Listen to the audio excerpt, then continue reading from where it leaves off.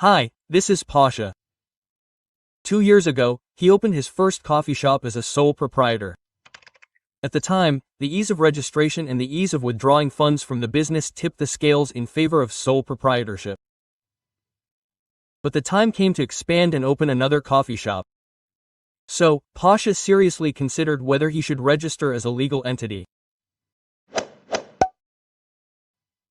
Why did he even ask this question? He could have continued working as a sole proprietor, and there would have been no problems. But here's the thing. Opening a second location would significantly increase Pasha's liabilities to creditors, the bank, and other parties. And if Pasha's business fails, as a sole proprietor, he would be obligated to sell everything he owns except his only home to pay off the debts. And if he wanted to bring in his friend Artem, who was willing to contribute money to the business, he wouldn't be able to officially make him a co-owner. A sole proprietor makes all decisions and bears all the responsibilities of an individual. So, there's only one way out: register as a legal entity.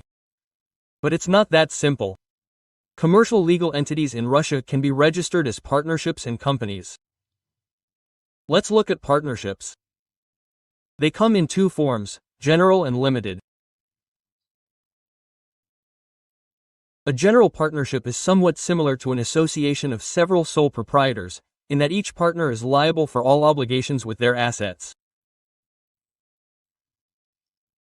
So, Pasha and Artyom contribute funds to the share capital, sign a founding agreement, and participate equally in the management of the coffee shop chain. Profits and losses are divided between them according to their shares in the capital. If one of them is unable to repay their creditors, the liability falls on the other partner. Let's say Artyom wants to get into the business, but not so much that he would lose his car if he loses money. So what should he do? Then he could register a limited partnership in the limited partnership, in which Pasha would be a general partner, assuming full responsibility and making all business decisions. Artyom won't be allowed to participate in management, but he is entitled to a share of the profits corresponding to his contribution to the partnership's capital. He will only be liable to creditors for the amount of this contribution. The businessmen thought about it and realized that a partnership wasn't a suitable option. The property risks were too high. If anything happened, they'd be left penniless and in an empty apartment. So they next considered business entities. In Russia, such entities include joint stock companies and limited liability companies. In these, participants are generally liable only for the amount of their contributions. So, if Pasha and Artyom open an LLC and contribute 20,000 rubles each, they will only be liable for the company's debts to the extent of 20,000 rubles. This, of course, raises the question: why open a sole proprietorship at all if you can open an LLC, contribute 40,000 rubles, and not worry about a thing? Not at all.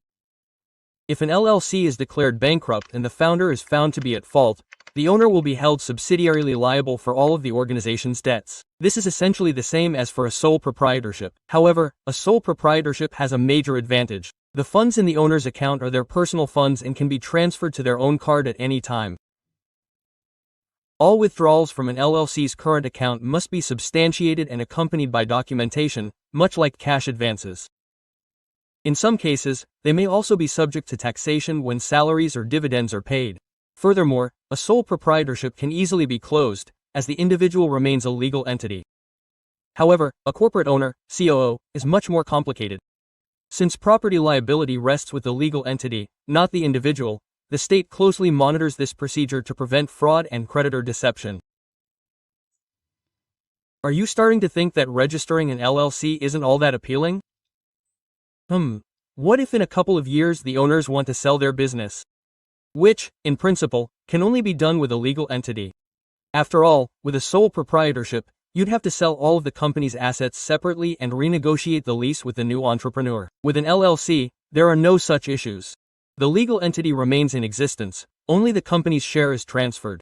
As you can see, the issue is far from simple. Both have their pros and cons.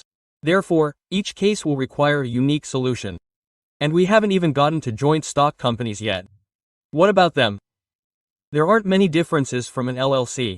In an LLC, capital is formed from the participants' contributions, while in a joint stock company, it's formed from shares and securities that determine each owner's stake.